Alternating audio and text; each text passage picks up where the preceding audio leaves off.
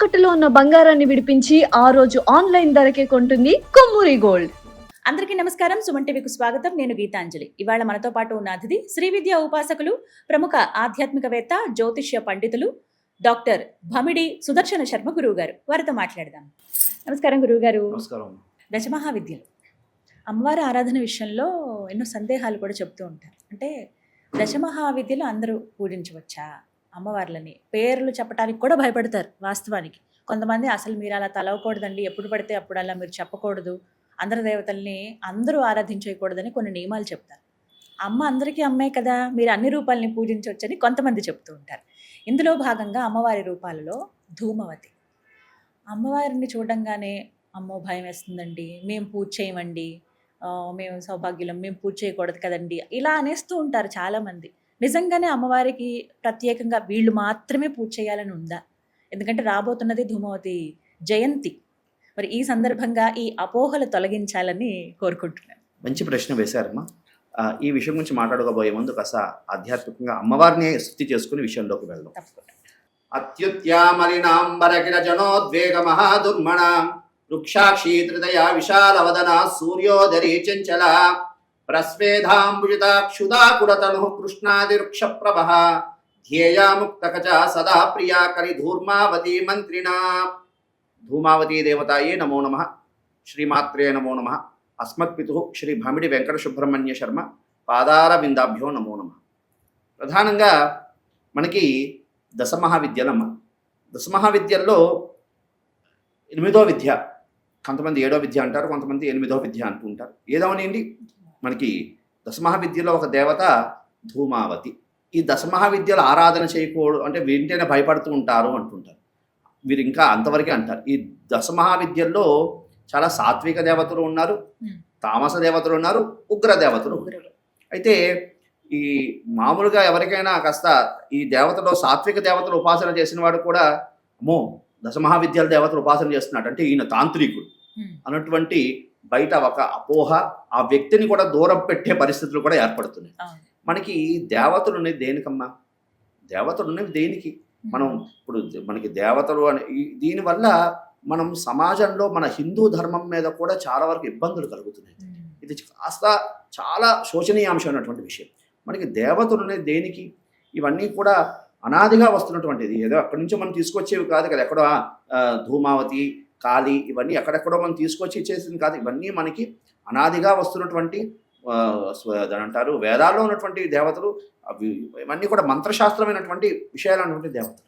వీరందరూ దేవతలు, ఋషులు దర్శించి ఈ దేవత ఈ విధంగా ఉంటుంది, ఈ దేవతను ఆరాధన చేయడం ద్వారా ఈ సిద్ధి కలుగుతుంది నాయన, నీకు ఈ కామ్యం కూడా సిద్ధింపజేసుకోవడానికి అవకాశం ఉంటుంది. దేవతలు ఉన్నది దేనికి? ఈ యొక్క కలియుగంలో ప్రధానంగా మనుషులు తన కామ్యాన్ని సిద్ధింపజేసుకోవడానికి దేవత అనేది మనకి ప్రధానమైనటువంటి ఇది దారి చూపించింది.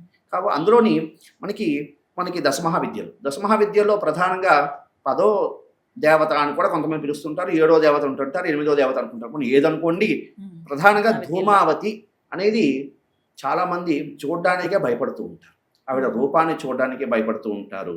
ఆవిడ తాలూకా ధూమావతి అంటే ఇంట్లో కూడా మాటను తలవనివ్వరు. ధూమావతి పుస్తకాలు కూడా కొంతమంది నేను ఈ మధ్యన చూశాను, కొంతమంది విన్నాను కూడా. గురుగారు నేను పుస్తకం కొనుక్కున్నానండి, ధూమావతి పుస్తకం కొనుక్కున్నాను. మీరు అందుకరట ఇప్పుడు జూన్ 22వ తేదీన ఈ మధ్యనే నాకు జరిగినటువంటి ఘటన. పిల్లవాడు కాస్త ధూమావతి పుస్తకం కొనుక్కునేదో సాధన చేద్దాం అన్నటువంటి పుస్తకం తెచ్చుకుంటే, పుస్తకం కూడా ఇంట్లో తెచ్చుకోకూడదు అన్నటువంటి భావన ఒకటువంటి విధంగా ఉంది. అయితే ఇంతకీ ధూమావతి అమ్మవారు ఎవరు? ఈవిడ ఎందుకు అలాగున్నది? ఈవిడ ఆరాధన చేస్తే ఎటువంటి ఫలితాలు వస్తాయి? ఆవిడ ఎందుకు ఆ విధంగా ఇచ్చేసింది అనే విషయాన్ని కూడా మనం తెలుసుకోవాలి. ప్రధానంగా ధూమావతి అమ్మవారు ఎలాగ ఉంటుంది అంటే, ఆవిడ విధవ స్త్రీ. ఆవిడ ఎందుకు ఆ విధంగా ఇచ్చేసిందంటే, సమాజంలో ఇప్పుడు మనం చూసారా గురుగీత ఉంది. గురుగీత అమ్మవారికి తెలియదా? పార్వతీ అమ్మవారికి తెలియదా గురుతత్వం అంటే ఏమిటి? ఆవిడ శివుడు దగ్గరికి వెళ్ళి అడగాల్సినటువంటి విషయం. కానీ ఆవిడ శివుడు ద్వారా మనకి సమాజానికి తెలియజేయడానికి అమ్మవారు ఆ విధంగా తెలియజేస్తుంది. అదేవిధంగా ప్రస్తుత కాలంలో మనకి సువాసిని దేవతలు, పూర్వ సువాసిని దేవతలు. ఈ పూర్వ సువాసిని దేవతలని కూడా ఆరాధకులే. చాలామంది పూర్వసువాసిని చాలా మంది కొన్ని కార్యక్రమాలని పిలవరు, శుభకార్యాలను పిలవరు, ఇవన్నీ చేస్తూ ఉంటారు. అమ్మ అందరికీ అమ్మే, ఆవిడ మహాతల్లి. అందుకే ఆవిడ ఏం చేసింది అంటే సమాజానికి కూడా తెలియాలి అన్నటువంటి ఒక భావనతో అమ్మ ఈ అవతారాన్ని తీసుకుంటుంది అని మా గురువులు మాకు చెప్పినటువంటి విషయం. ఎందుకంటే ఋషి పెద్దల మాట పెరుగన్నం మూట అని మనకు ఇది. మా గురువులందరూ కూడా ఎంతో సాధన చేసినటువంటి మహానుభావులు. ఆ విధంగా మాకు తెలియజేశారు. కాబట్టి ఆ విషయాన్ని మన సుమన్ టీవీ ప్రేక్షకుల ద్వారా తెలియజేస్తున్నాం. అమ్మవారు ఏమిటి అంటే ప్రధానంగా ఒకసారి అమ్మవారికి, పార్వతీ అమ్మవారికి ఆకలి బాగా, క్షుబ్బాధ బాగా అయింది. భర్త కాస్త స్వామివారుతో కూర్చుని, ఇప్పుడు ప్రస్తుతం ఎలాగుంది అంటే భార్య భర్త ఎదురుగుండా కూర్చుని తింటూ ఉండడం. అందుకే అంటారు, పూర్వం అనేవారు పురోహితుడు భార్య పార్వతీదేవితో సమానం అని. ఎందుకు అంటే చక్కగా అమ్మవారు చక్కగా అయ్యవారు కూర్చుని, అంటే భార్య భర్త ఎదురుగుండా కూర్చుని తినాలి అని అనాదిగా వస్తున్నటువంటి ఒక మాట. అమ్మవారు చక్కగా అయ్యవారికి చెప్పిందిట, స్వామి ఆకలి నాకు శుభాద అవుతున్నది, కాస్త రండి రండి అని స్వామివారిని పిలుస్తున్నది. స్వామివారు కాస్త ఎంతసేపు జపంలో తపస్సులో ఆయన ఉన్నారు. ఎంతసేపటికి రాకపోయేసరికి వీటికి శుభాద ఎక్కువయ్యి స్వామినే మింగేసిందిట. తద్వారా స్వామిని మింగేసిన తర్వాత ఆ యొక్క తాపానికి అమ్మవారికి ఆ విధమైనటువంటి, భర్త లేకపోయేసరికి ఏమవుతుంది, స్త్రీ ఏమవుతుంది, భర్త లేని స్త్రీ ఏమవుతుంది, విధవ స్త్రీ అవుతుంది. అదేవిధంగా ఆవిడ శరీరం అంతా కూడా పూర్తిగా స్వామిని, నీలకంఠుడు ఆయన కాలస్వరూపం, ఆయన మింగేసరికి వీడి శరీరం అంతా కూడా పూర్తిగా ఒక వికృతమైనటువంటి రూపం అనేది వచ్చింది. శరీరం అంతా కూడా పొడిబారిపోయినటువంటి చర్మం, అదేవిధంగా జారిపోయినటువంటి స్థానాలు, ఈ విధంగా అమ్మవారు అదేవిధంగా జుట్టు విరగబోసుకుని అమ్మవారు ఎట్లా ఉంటుంది అంటే ఎవరితో గొడవ పెట్టుకుందామా అన్నట్లుగా ఉక్రోషంగా ఒక కళ్ళు, ఆవిడ కళ్ళు ఎట్లా ఉంటాయంటే తీక్షణమైనటువంటి కళ్ళుతో ఉంటుంది. అందుకే అందులో శ్లోకంలో కూడా ఉంది, అత్యుత్యామలినాంబరకిర జనోద్వేగ దుర్మణ వృక్షాక్షి విశాలవదన సూర్యోదరి చంచల స్వభావం కలిగినటువంటి దేవతగా అమ్మవారు ఉంటుంది. అటువంటి విశేషమైనటువంటి తత్వం కలిగినటువంటిది ధూమావతి అమ్మవారు. అయితే ఈ ధూమావతి అమ్మవారు ఆరాధన చాలా మంది ఈమెనే జ్యేష్ఠాదేవి అని కూడా పిలుస్తుంది. ఈ ధూమావతిని చాలా మంది జ్యేష్ఠాదేవి అంటూ ఉంటారు. ఇంకా కొన్ని మంత్రశాస్త్రాల్లో కావ్యకంఠి గణపతి ముని వినే ఉంటారు. ఆయన ఒకసారి ఏం చెప్తారంటే ఈవిడ వృద్ధ కాళి అని కూడా పిలుస్తారు. కాళీ కన్నా చాలా వృద్ధ కాళి అని కూడా పిలుస్తారు. అంటే కాళీ కన్నా ఇదపూర్వం ఉన్నటువంటి దేవతగా భావన చేస్తూ ఉన్నారు. అటువంటి విశేషమైనటువంటి అంటే ధూమావతి ఆరాధన చేస్తే సృష్టిని కూడా స్తంభింపజేసే శక్తి సాధకుడికి వస్తుంది అని ఒక మాట సాక్షాత్తు కావ్యకంఠ గణపతి ముని వారే తెలియజేసినటువంటి విషయం. అటువంటి విశేషమైనటువంటి తత్వం కలిగినటువంటిది ధూమావతి. అయితే ఈవిడని ఆరాధన చేస్తే ఏమిటి వస్తుంది, ఈవిడ అసలు ఏమిటి చేస్తుంది అంటే ఈవిడ్ని మనం ఏది కోరుకోకూడదు.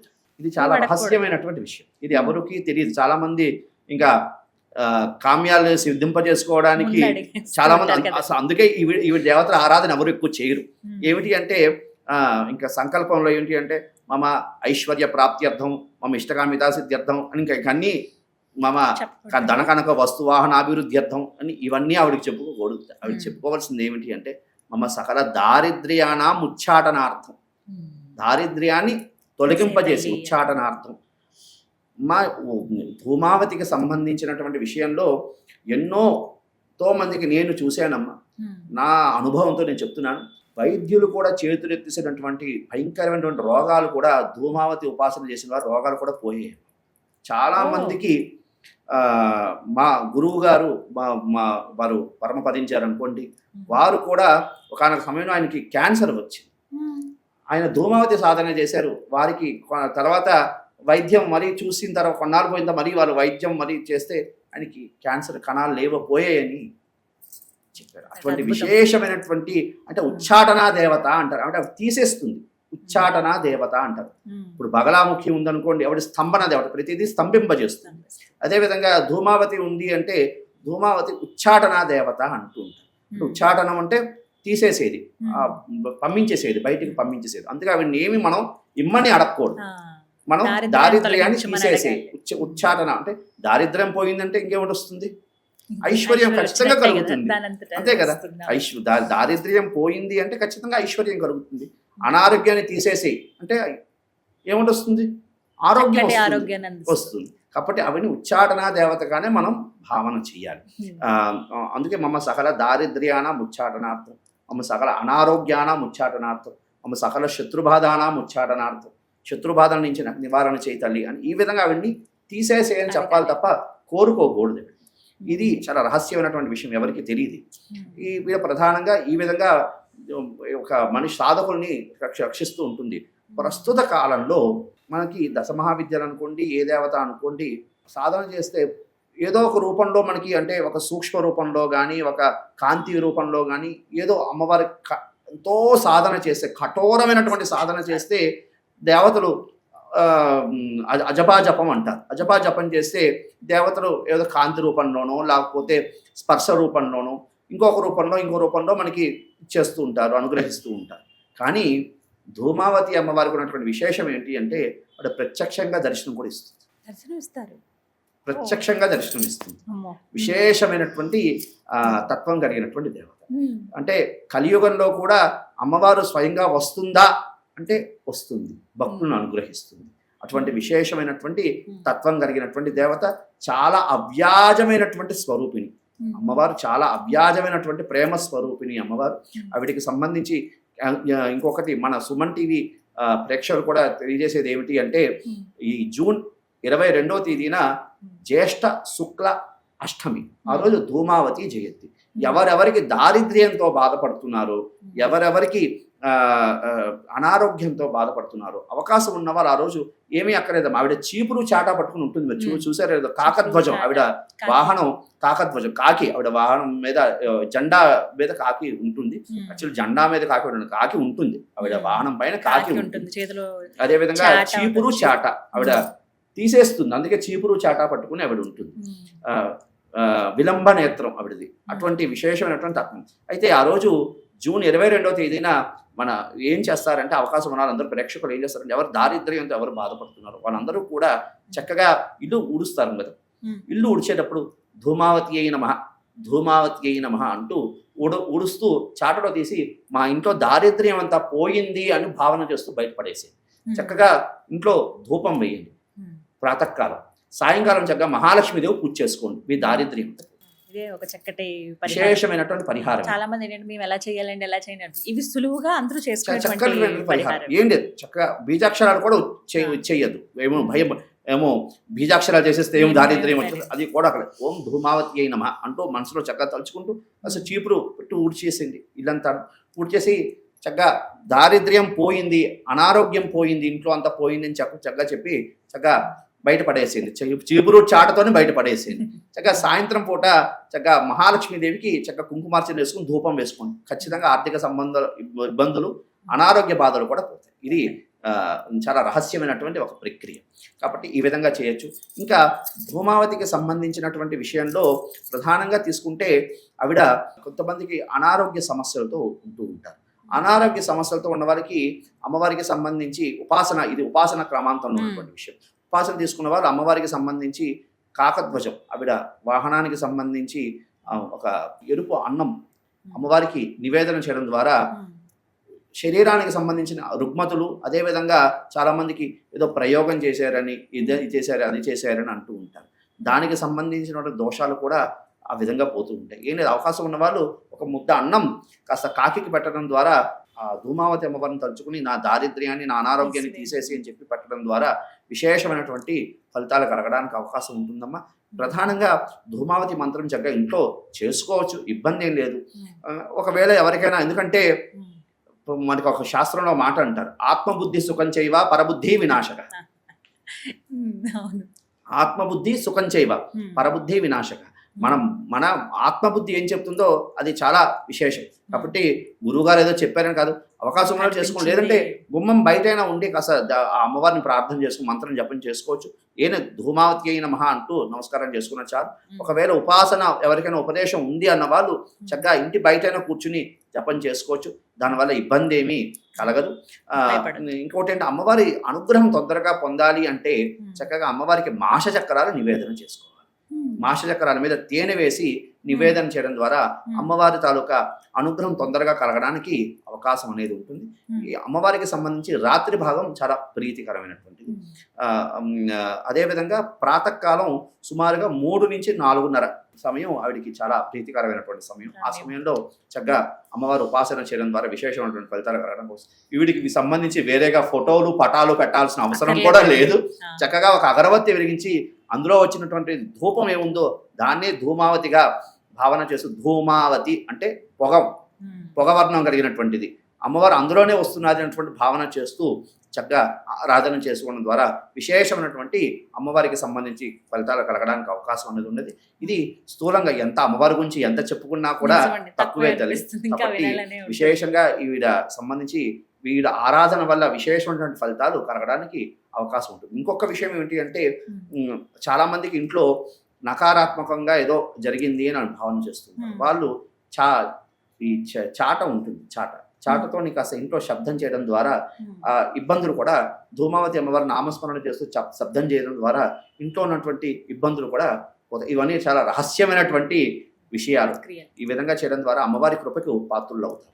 చాలా చక్కగా తెలియజేశారండి. సులువైన పద్ధతి, అలాగే అమ్మ అనుగ్రహం పొందే మార్గం, పూజా విధానం చాలా చక్కగా తెలియజేశారు. ధన్యవాదాలు గురుగారు. శుభమస్తు తల్లి. కాలే వర్షతు పర్జన్యః పృథివీ శశశాలిని దేశోయం క్షోభరహితః బ్రాహ్మణా సంతు నిర్భయః. స్వస్తి. శుభమస్తు.